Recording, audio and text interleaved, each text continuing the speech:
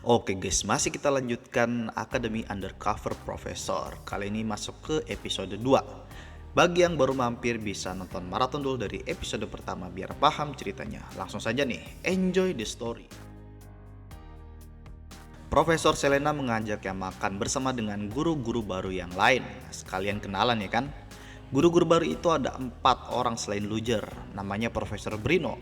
Dia mengajar pelajaran Golem Summoning. Profesor Merilda mengajar pelajaran Captivation, Hallucination, Curses, and Dispelling. Dan yang satunya lagi bernama Chris Bennymore. Punya nama belakang berarti bangsawan. Tapi ya namanya bangsawan ya kan, pasti sombong. Setelah kenalan ini Luger menyimpulkan, para profesor baru ini pasti sangatlah expert di bidangnya. Dan ada kemungkinan kalau First Order selain dia yang menyusup akademi adalah salah satu dari mereka. Karena selain Luger, ada First Order lainnya yang menyusup ke akademi juga. Selain itu, first impressionnya Profesor Chris ini benar-benar sombong ya. Akhirnya Profesor Chris itu pergi dari situ karena gak tahan berbaur dengan rakyat jelata. Dan entah kenapa, dia mengultimatum MC kita ini. Gara-gara mantan bangsawan yang lengser ya, biasa alasannya lah. Dan pada akhirnya, para guru-guru baru ini pergi makan bersama-sama. Malam harinya terlihat ada seseorang yang menggunakan perangkat komunikasi. Mungkin kalau di sini itu kayak grup angkatan WhatsApp atau Telegram ya kan. Dia ini mengabarkan ke seluruh siswa tingkat 1 mengenai profesor baru bernama Luger Chelsea. Orang itu memamerkan prestasinya Luger Chelsea ya, penyihir rank 4 termuda, mantan militer, dan masih banyak lagi. Dan orang itu juga menyebarkan pengumuman mengenai Profesor Luger Chelsea yang memperbolehkan siswa tingkat 1 mengikuti kelasnya yang harusnya untuk siswa tingkat 2. Dan ternyata orang yang menyebarkan berita itu adalah sosok misterius yang berbicara di cafe pada episode sebelumnya. Entah mungkin dia nggak paham maksud omongan Luger saat pertemuan pertama kali itu ya. Jadi dia mau mengisi kelas sesi First Order itu atau Luger Chelsea sebanyak mungkin. Siswa kelas 1 yang lain sangat antusias mendengar itu, apalagi melihat sosok Luger Chelsea yang sangat bermartabat, banyak prestasi, wah dah pokoknya. Dan pada akhirnya tertarik mengikuti kelasnya beliau. Keesokan harinya, akhirnya ini pertama kalinya MC kita mengajar di Akademi Sihir. Dia sangat yakin kalau kelasnya akan sedikit yang ambil, mengingat sudah sedemikian rupa membuat dirinya sebagai dosen killer dan membuat kelasnya akan sangat sulit bagaikan neraka. Akan tetapi, saat masuk kelas dia kaget. Nani? Kok penuh anjir isi kelasnya? Banyak juga diisi oleh anak baru ya atau anak tingkat 1. Waduh, gimana nih? Banyak banget yang hadir. MC kita mengira kalau dia terlalu memandang remeh Akademi Soren.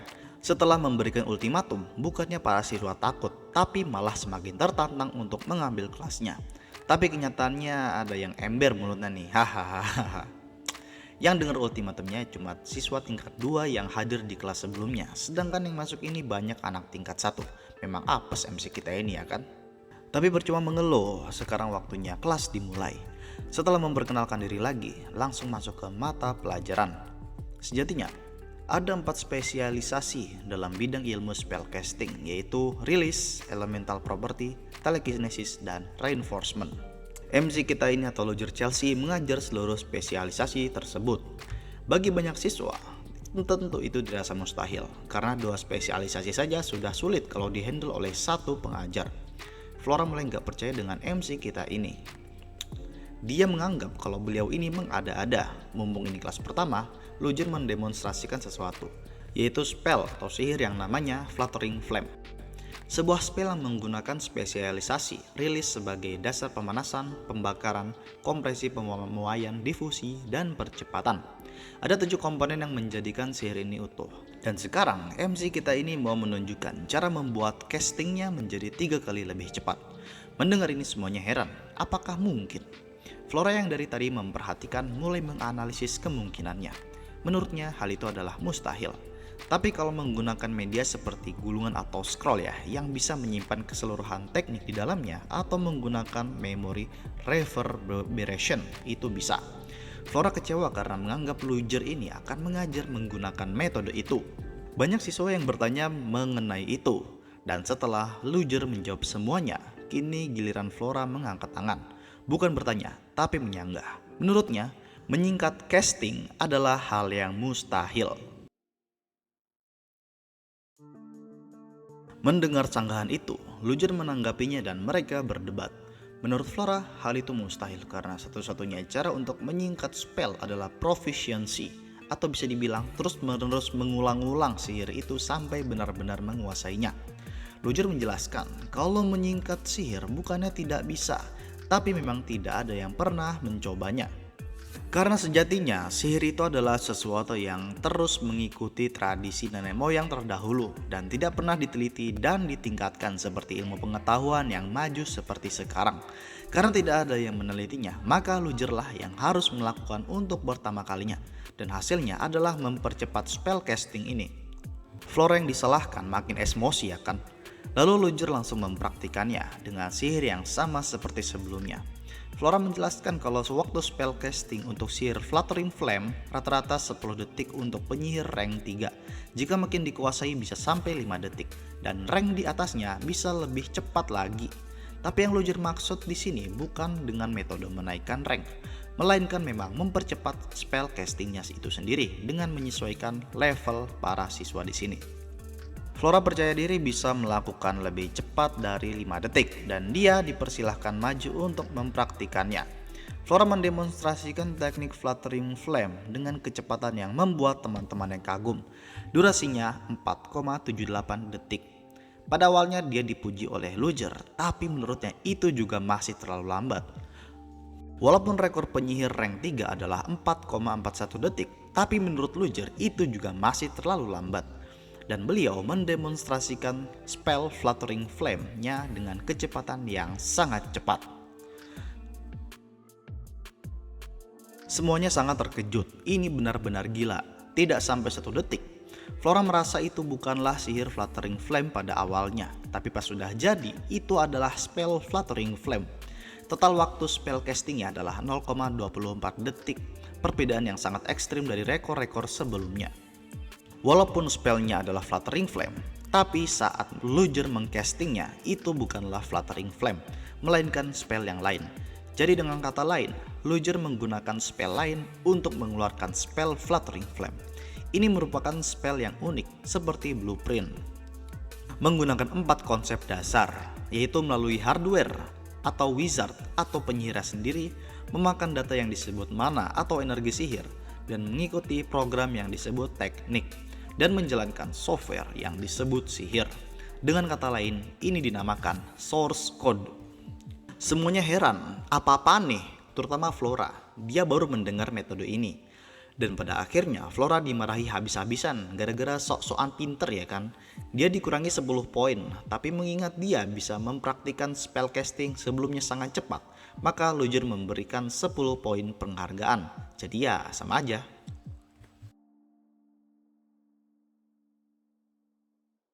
Setelah suasana kelas tegang, sekarang Luger memulai kelas yang sesungguhnya. Demonstrasi sebelumnya hanyalah pemanasan saja, dan bagi siapa saja yang memenuhi kualifikasi, maka akan diajarkan mengenai source code itu. Jadi nggak semuanya bisa mempelajari ilmu yang mengesankan ini ya kan. Dan singkat cerita, kelas pun berakhir. Di sini terlihat seorang siswa tingkat 1 yang berasal dari kalangan rakyat jelata sangat terkagum-kagum mengikuti kelasnya Profesor Luger Chelsea ini. Tapi tiba-tiba ada anak lainnya yang dari bangsawan menghinanya, biasalah diskriminasi. Bocah dari keluarga bangsawan itu namanya adalah Jevan Velio, anak sulung Baron Velio. Tapi Baron Velio adalah bangsawan perbatasan terjauh dari kekaisaran, jadi ya bodo amat. Bocah kacamata itu ditolong oleh orang lainnya. Jevan sangat emosi, mau mengeluarkan sihirnya untuk menghajar mereka, tapi ditantang malah. Mau bangsawan atau rakyat jelata, kalau melanggar hukum ya jelas, hukumnya tegas cuy di Akademi Soren ini. Selain itu, Jevan ini membuat kegaduhan di sini. Baru aja hari pertama, anak pejabat memang dasarnya arogan ya kan. Jevan akhirnya menyerah dan pergi dari situ. Di sini mereka berdua berkenalan, orang berkacamata namanya Aidan dan yang satunya namanya Leo. Mereka sama-sama dari rakyat jelata, jadi saling tolong menolong lah. Leo menasihati Aidan walaupun sama-sama rakyat jelata, tapi jangan kampungan gitu kan. Bersikaplah selayaknya siswa Akademi Soren aja, biar nggak kena target bully ke anak-anak pejabat. Oh ya, di sini admin bilang anak bangsawan jadi anak pejabat ya. Hahaha. Selain itu, harus waspada dengan orang-orang ini. Pertama adalah Flora Lumos, putri Duke Lumos, siswa tahun kedua. Walaupun pinter, tapi akhlaknya bobrok. Profesor spellcasting sebelumnya resign gara-gara dia tuh. Didebatin sampai kalah profesornya. Kasian. Kedua adalah putri kerajaan ketiga, Elendil von Exilion. Dan yang ketiga adalah Freuden Wilburg, pemimpin fraksi bangsawan terbesar di tahun kedua. Orang-orang itu adalah anak pejabat ya. Untuk jaga-jaga jangan pernah berinteraksi dengan mereka. Walaupun orangnya baik, tapi gitulah pengikutnya yang gak bisa biasa. Dan pada akhirnya mereka cus OTW ke kelas selanjutnya. Sementara itu, kembali ke MC kita ini. Luger sangat kaget kalau kelas pertamanya benar-benar lebih baik dari dugaannya. Respon para murid sangat antusias di luar ekspektasinya. Jika dibandingkan dengan bumi, dunia ini masih di abad 19 Masehi. Jadi dilihat dari teknologinya sangat berbeda jauh dari abad 21 dulu. Berbekal dengan pengetahuannya dulu, MC kita ini menggabungkan sihir dengan source code dan hasilnya sangat memuaskan. Walaupun gurunya dulu melihat source code temuan MC kita ini reaksinya biasa-biasa aja, tapi tidak disangka reaksi para murid sangat antusias. Source code ini hanya bisa efektif sampai sihir rank 3, jadi untuk kedepannya MC kita ini harus menyiapkan sesuatu yang lebih mantap agar tidak ketahuan penyamarannya. Tak lama dia sampai di kantornya. Setiap guru di akademi ini mendapatkan kantornya sendiri, dan di dalam ternyata adalah kepala akademi dong. Kaget kan dia, tapi berusaha untuk stay cool ya guys. Si Capsek ini tiba-tiba nungguin di kantornya Luger, membuat MC kita ini kaget dong. Dan tujuan Capsek kesini tidak lain dan tidak bukan adalah memberi perhatian kepada si MC ini. Saat Luger menatap matanya, dia merasakan sakit di tubuhnya, tapi masih bisa menahannya. Luger curiga dengan Capsek, entah kenapa dia yang terakhir dikunjungi. Para guru baru sudah dikunjungi sebelumnya. Luger ini waspada dan curiga kalau Bu Capsek ini menyadari sesuatu, karena ya namanya kepala akademi ya, pasti intuisinya tajam. Walaupun begitu, MC kita ini kesel ya, padahal dia mah aslinya gak ada sangkut pautnya sama organisasi rahasia ini. Lalu Bu Capsek ini mulai berbicara, dia memuji MC kita ini setelah melakukan debut mengajar pertamanya. Metodenya sangatlah disetujui dan didukung olehnya. Selain itu, Bu Capsek ini mengingatkan mengenai adanya murid baru yang menggunakan uncommon magic atau magic yang tidak biasa. Dan ada juga putri kerajaan di murid tahun kedua. Dan setelah melakukan pembicaraan singkat ini, Bu Capsek meninggalkan ruangannya. Di luar, butlernya sudah menunggu. Ternyata tujuan asli kepala akademi mengunjungi Luger adalah untuk mengawasi sesuatu. Semua guru baru diawasi olehnya. Dia sudah menyadari adanya pergerakan rahasia yang menyusup ke Akademi Soren ini. Saat bertemu Luger barusan, dia mengaktifkan Captivating Vascania atau Evil Eye, atau gampangnya dia pakai Haki Hosoku lah saat berbicara dengan Luger barusan. Tapi MC kita ini bisa menahan hanya menggunakan kehendaknya. Sangat menarik. Ditambah serangan teroris sebelumnya di keretanya Luger yang membuat sangat mengherankan. Dan menurut butlernya ini namanya Wilford ya, dia berpendapat si Luger ini bukanlah penyihir biasa. Dan kedepannya kepala akademi akan terus mengawasi Luger Chelsea. Sementara itu kembali ke MC kita, dia benar-benar sadar kalau kedatangan kepala akademi sebelumnya adalah untuk menginterogasinya sampai mengeluarkan haki ya kan. Untungnya bisa ditahan, hampir aja ketahuan. Luger memeriksa daftar siswa-siswinya, yang menjadi perhatiannya adalah Flora Lumos. Dia merupakan putri Duke yang berpengaruh. Semoga karena kejadian di kelas sebelumnya, keluarganya nggak dendam ya kan. Lalu ada Aidan, siswa yang menggunakan uncommon magic. Di sini dia bingung mau berpihak kemana, akademi atau organisasi rahasia. Menurutnya, mengajar dengan sungguh-sungguh adalah salah satu cara untuk mendapatkan kepercayaan akademi. Tatapan mata kepala akademi sebelumnya itu menandakan kalau dia belum benar-benar mempercayai Luger Chelsea ini. Atau mungkin lebih aman jika lebih berpihak ke organisasi. Entahlah, dia bingung nih guys. Tapi jalan terbaik adalah tidak mengungkapkan kebenarannya pada kedua belah pihak. Dan tiba-tiba ada pemberitahuan jadwal patroli rutin. Kali ini giliran MC kita. Patroli ini hanya berkeliling sepanjang sekolah untuk memastikan tidak adanya hal-hal yang tidak diinginkan, seperti diskriminasi lah, perkelahian lah, pelanggaran aturan lah, dan lain sebagainya. Di sisi lain, di tempat latihan, ada dua orang yang sedang berdebat. Klise ya, anak pejabat berdebat dengan rakyat jelata. Cewek rakyat jelata itu diusir dari tempat latihan tanpa sebab apapun. Ya, penyebabnya hanya masalah anak pejabat dan rakyat jelata sih. Cewek rambut putih itu pada awalnya masih melawan ya kan, sekaligus menasehati kalau semua siswa Akademi Soren ini setara. Tapi ya percuma, karena pada hakikatnya anak pejabat ya arogan-arogan ya guys. Jadi pada akhirnya cewek rambut perak itu mengalah dan pergi dari situ. Tapi sebelum pergi dia disuruh berlutut dan meminta maaf. Tapi gak mau. Karena tersinggung, anak pejabat itu langsung mengeluarkan sihirnya ke arah cewek itu. Tepat saat momen sebelum kena, tiba-tiba ada sihir yang melindunginya. Ternyata itu adalah MC kita ya guys. Luger memperingati dan memarahi anak pejabat itu dengan tegas sambil turun ke bawah dengan style yang sangat keren ya kan. Jalan di udara cuy. Luger sangat kesal, dia nggak menyangka kejadian penindasan ini terjadi pada awal-awal tahun ajaran. Setelah dimarahi, anak pejabat itu disuruh mengikutinya untuk diberikan hukuman. Tapi bukannya nurut, malah dihina dong MC kita. Katanya adalah, "Dasar bangsawan lengser." begitu. Mendengar itu, tiba-tiba Luger mengeluarkan aura intimidasinya sambil mendekati anak pejabat yang sangat arogan itu sambil pasang muka garang ya kan. Semua murid panik, mereka mengira Luger ini marah besar. Karena MC kita ini dikenal sebagai dosen killer ya kan. Dan anggapannya pasti anak pejabat itu bakal disikat. Sampai memanggil Profesor Selena untuk menghentikan MC kita dari kemarahannya. Tapi kenyataannya Luger malah mengiyakannya. Katanya gini, "Ya, emang saya adalah bangsawan lengser, tapi ini kan Akademi Soren. Saya di sini sebagai profesor akademi berhak melakukan ini." jadi begitu. Walaupun anak pejabat itu diampuni, tapi tetap saja dia mendapatkan hukuman karena sudah menganiaya temannya. Dan selanjutnya akan diserahkan kepada Profesor Selena. Walaupun cewek berambut itu namanya lain ya, dia gak terluka karena serangan sebelumnya. Tapi tetap saja anak pejabat ini mendapatkan hukuman sesuai ketentuan yang berlaku. Di sisi lain, Lien terkejut kalau Profesor Roger ini mengetahui dan mengingat namanya. Karena saat kelas sebelumnya itu kan yang hadir ada 80 orang loh. Banyak banget. Awalnya dia menganggap Profesor Roger ini sangat menakutkan ya, dosen killer. Tapi kenyataannya baik hati. Berpindah ke MC kita di malam hari, gejalanya kambuh lagi. Setelah meminum obat akhirnya tenang. Obat yang digunakannya itu adalah untuk menekan jejaknya. Dari dulu dia sudah menjadi berbagai macam orang dan membuat kekaisaran terheran-heran dengan tindakannya. Pastinya jadi buron ya.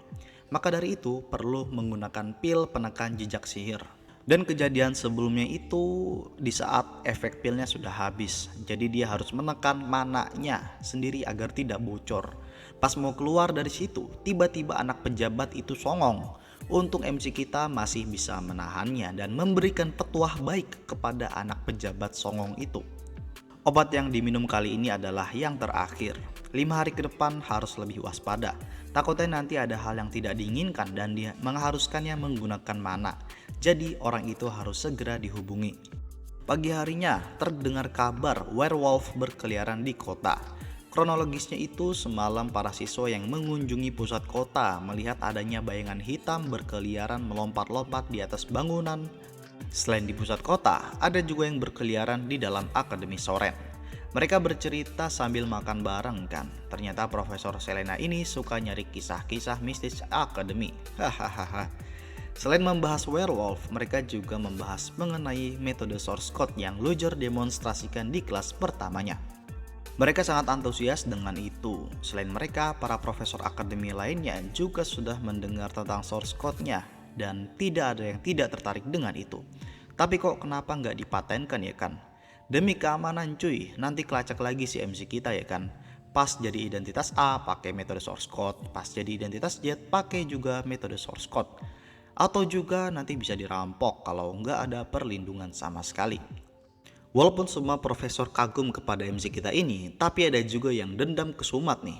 Si Profesor Chris Bennymore, entah tanpa sebab kok bisa dendam gitu ya kan. Malamnya terlihat MC kita di tengah kota sedang menunggu kedatangan seseorang, tapi ternyata orang yang ditunggunya kok telat. Tiba-tiba ada seekor werewolf di belakangnya. Tapi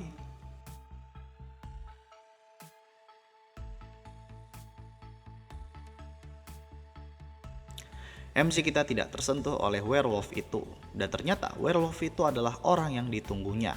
Dikira telat lagi ngapain, ternyata mau ngeprank. Werewolf itu bernama Hans dan memanggil MC kita ini adalah kakaknya.